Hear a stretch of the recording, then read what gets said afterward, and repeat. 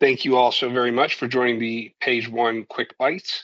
This is 15 minutes once a month for just education, edification, sometimes technology, sometimes billing, sometimes people. It's all different types of subjects, and we appreciate you joining today.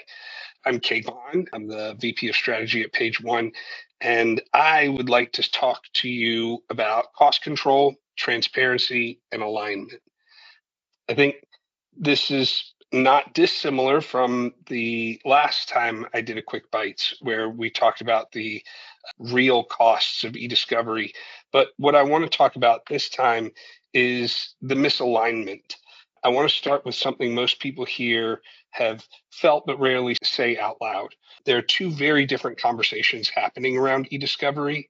The first, inside law firms. It's not about making more money on e-discovery. It's more like this is already difficult, it's expensive, it's messy, it's time consuming. And then I have to justify it to the billing attorney and the partner, and then they got to justify it to the client and figure out what portion can be recovered, what portion the client is willing to repay. There's a constant balancing act, doing the work properly, staying within budget, and avoiding pushback on the bill. It's keeping lots of plates spinning.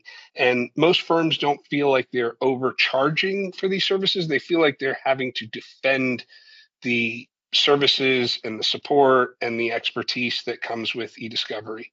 And ultimately, when something has to be explained every time, it usually points to a deeper issue, either that it's not being communicated clearly or it wasn't structured well to begin with. And now we look at the second perspective, the client side of things. Why is this so expensive? Why does it change from matter to matter? Why is this, that, and the other thing necessary? Do we need to use this type of analytics or this tool? And these sound like different problems, but they're not. They come from the same place. The firm feels constrained by budgets, clients, and recoverability, and clients see the inconsistency, lack of predictability, and a lack of control as all part and parcel of a not cost predictive and reactive service.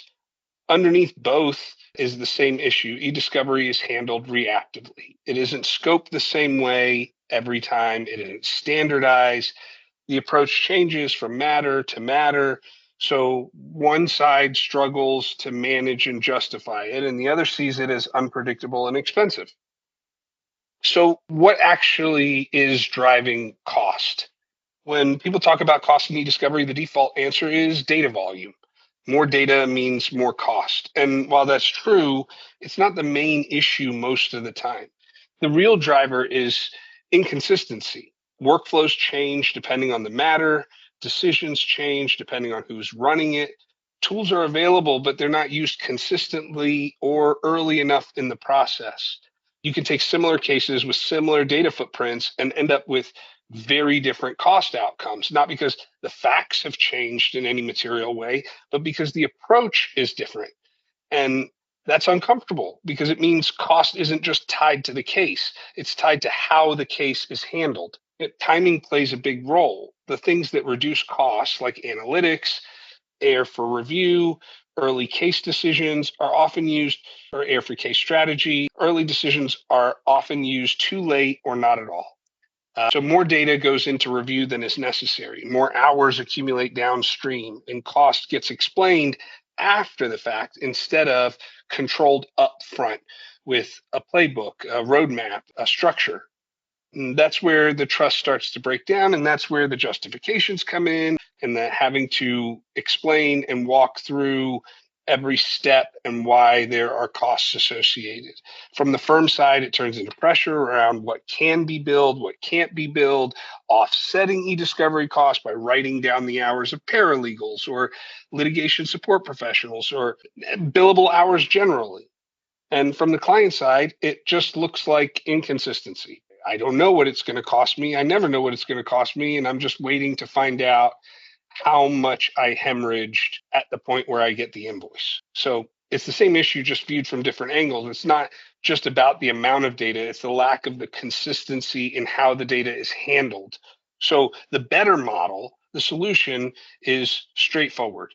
It it isn't how most organizations operate yet, but it's about moving from reactive discovery to structured discovery. And there are three parts to that. The first, structuring, delivery, and pricing. When everything is transactional, each matter becomes a one off. New decisions, new approach, new cost profile, that creates the variability. And when there's structure through an MSA, repeatable workflows, playbooks, defined approaches, firms gain consistency in how they operate, and clients gain consistency in cost. Firms and clients should operate e-discovery like a system instead of a reoccurring emergency.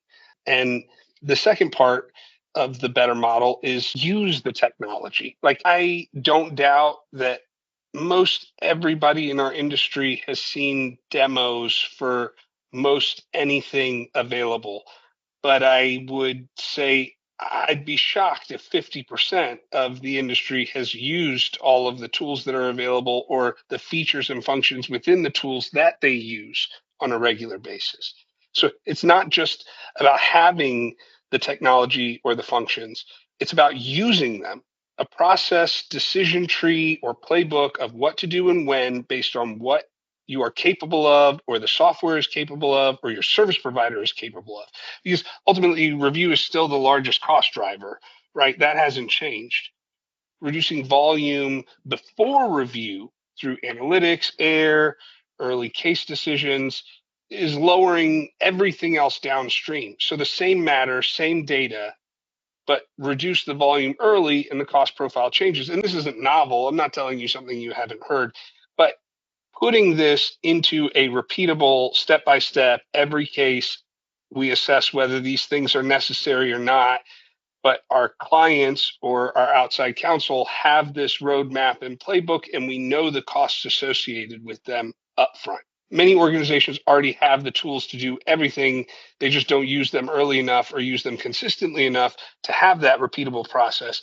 If you build a playbook, a roadmap, it's going to benefit both sides. If you have your own lit support department or if you use a service provider, this is something you proactively do. This isn't a commercial for Page One, but I sit down and say, all right, here's the roadmap. This is what we recommend. This is the process we recommend that we follow each time, each matter. And I'm sure every service provider, every partner would do the same. So the last part is clarity in billing. And this is where much of the friction sits. When e-discovery is treated as a vague pass-through, it creates doubt. Like, was that necessary? Is that line item optional?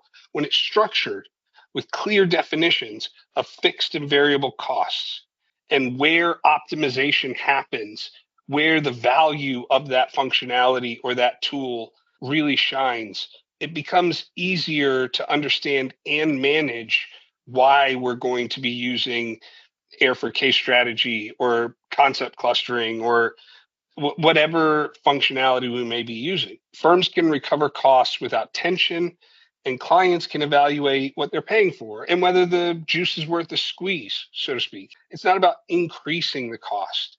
Unstructured discovery drives cost up. Structure brings cost under control. It's about controlling how cost appears in the first place. I want what I want you to take away. If there's one thing, it's this: e-discovery isn't inherently unpredictable.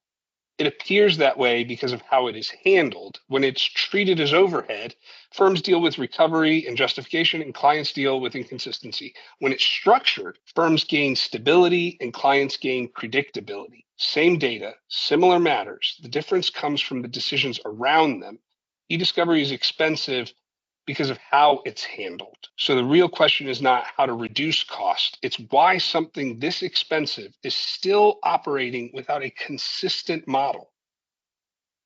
That means standardizing workflows, using early case assessment the same way every time, making analytics and AI part of the front end of a matter and consistently used across matters instead of the cleanup phase, creating pricing structures people can actually predict, and deciding upfront what good discovery operations are supposed to look like, working with your partners, your vendor, or your in-house lit support team.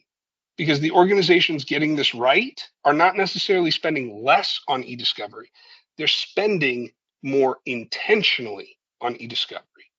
They know what should happen, when it should happen, what it should cost, and where technology should reduce effort before human review ever begins. From reactive to operational, from variable to repeatable, from explaining cost afterward to controlling cost beforehand.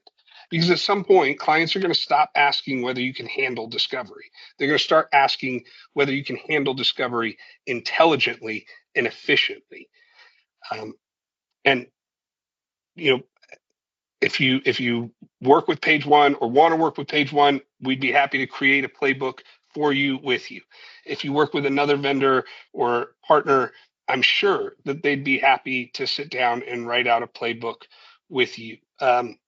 You can always reach out to me, any of the Page One people, to ask any questions, to put together any kind of roadmap or process or repeatable steps.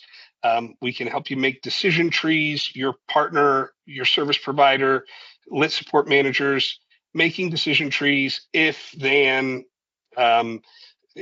there's forensics, do this. If there's a phone collection, do that. Next step is this. Next step is that. Make sure you have these things checked off. It's important to create that roadmap, and you'll see a lot less friction in the tools you use and the processes you need, and your workflows if you do that, in my experience. In any case, that is it for me and Quick Bytes. The last Quick Bytes I did, we offered a cost calculator to help manage e-discovery costs and compare costs across vendors and partners, different software platforms, different hosting tiers, so on and so forth. If you didn't get that last time and you'd like to see it, please reach out, and we'll send this recording as well as links and contact information in a follow-up email. And with that, I wish you all a very good rest of your Wednesday, and we'll catch you on the next one.